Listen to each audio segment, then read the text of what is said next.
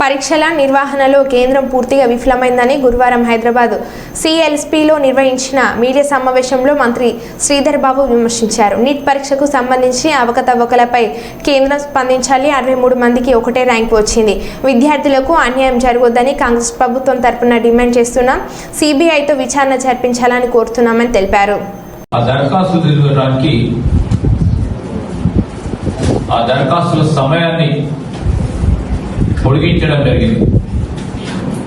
దాని విషయంలో కూడా చాలా మందికి అనుమానాలు ఉన్నాయి. కొన్ని రాష్ట్రాల్లో పరీక్షల కంటే ముందే కొన్ని సంఘటనలు జరిగినాయని,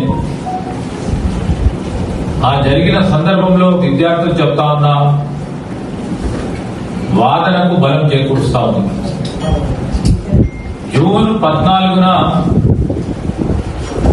ఫలితాలు వెల్లడించాల్సిన అవసరం ఉండేది. కానీ 10 రోజుల ముందుగానే సార్వత్రిక ఎన్నికల ఫలితాల రోజునే జూన్ 4వ తేదీ నాడు విడుదల చేయడం అనేది చాలా మందికి అనుమానాలు కలిగించిన